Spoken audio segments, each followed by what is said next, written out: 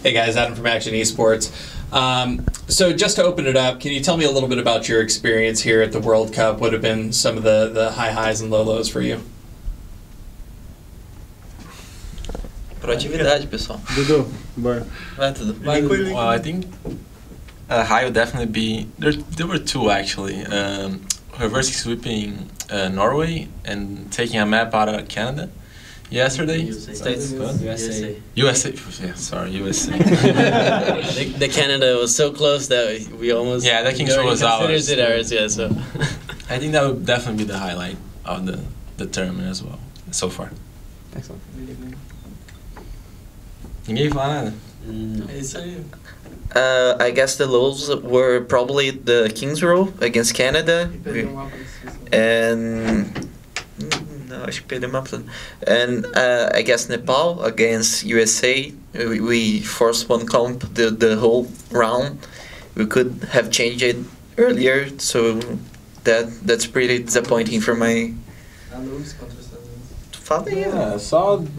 I guess Anubis against the United States too. Yeah. So last year, when I spoke to Team Brazil, we had a little bit of a discussion about the infrastructure situation in South America and the lack of resources. How has that situation changed or developed over the last year? I think it has definitely changed for the better because last year our scene was more precarious than it is right now. Especially with the development of SA contenders, I think that it has helped a lot to like solidify a little bit of a scene that we have with the top 4 teams. But I think it still has ways to go. Yeah. There's the Twitch chat meme going on right now with Honorado. Is that getting old to you yet, or are you a big fan of this copy pasta? Honestly, I just don't understand how it's so big. So I don't mind it, but like, how it's so big, I don't get it. Hi, this is Chris from Overwatch Score. This is for all of you. You guys impressed so many people here this weekend. What are you guys? Do you guys have any plans to proceed your careers further after the World Cup? Oh, we're definitely aiming higher now because we have a lot of attention on us. And people are saying, "Oh, what about these players? They can go to Overwatch League. They can play in academy teams. They can go to different regions." So I would say, yeah, we are starting to aim a little higher now. Yeah, if I'm gonna be honest, we set a realistic result that we wanted to pull off on this group stage because when we saw the group, we saw Canada and USA. So we were like, okay, these two teams probably will qualify, and we were aware of that because they have a talent of more caliber. They have a lot more practice, a lot more infrastructure. So we know that we were probably gonna be the underdogs, but we said like on our minds that we wanted to take 3rd place, and we knew that the game against Norway was the most important one. So we're pretty happy that we were able to beat them, especially since they have a lot of contenders in A and contenders EU players, and we want to show that our scene is just as good as theirs. So we were pretty happy about that, and yeah, I think we're looking forward to what we can. I don't know, maybe get offers from people in the future. Yeah, we would like to say thank you for your support. You say that we play really well, and that we agree with everything Lico said, that we are looking for opportunities, and that's it.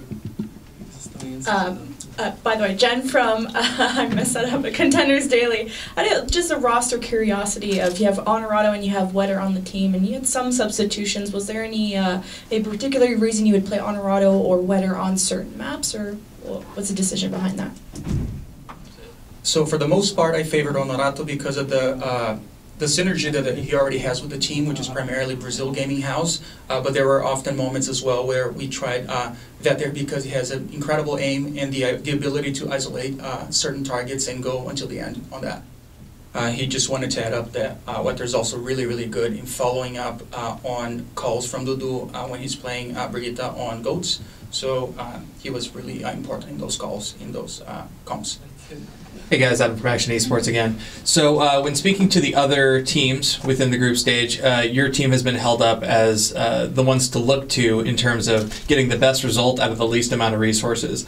Considering the number of regions that love Overwatch but don't necessarily have the resources to pull from, what advice would you give them to like stay competitive and produce the kind of great results that we've received from you? You just have to keep playing. I mean, last year we had 2 tournaments in the whole year, but we didn't stop playing because of that, and we keep screaming.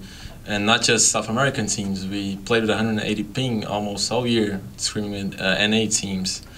So, yeah, you just have to hang in there until something happens. There's not much we can give you on that.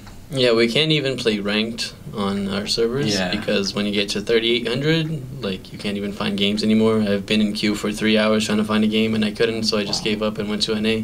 Yeah, we literally play ranked all day with 180 ping, like, and then sometimes we scream at night with 180 ping as well. So it's not much fun. Yeah, back in like season 3, when I wanted to grind a hero, I would just go on to a Smurf and then just growl like just grind my raw mechanical skill with a hero, and that's a lot easier to do on low ping. But now I have to do it on 180 ping, so it's kind of like, I don't know, we're like in a time chamber trying to evolve. But I think that, I don't know, we got pretty lucky too, because there's 5 people from the same team here, so we've been together as long as the game has been out. So I think that we got pretty lucky too, that we were able to just mesh with each other so well, and I think that that's a big advice for people. Try to find a good team that you're able to scrim with and keep trying to improve together. Hi guys, I'm Amandine from eSport.ch from Switzerland.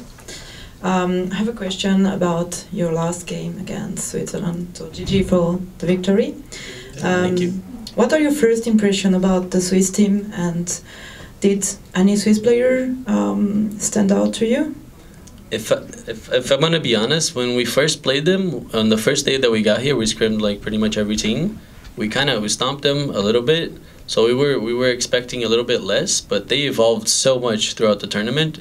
Because when you're put in an environment like this, when you're playing against better teams, you're able to evolve so much faster. And on the match on stage, they played really well. They took us to the limit. So we were not expecting that, and I think that the best player on that team is definitely Lux. Yeah. He's insane. Lux is nutty. Thanks so much for your time. Thank you.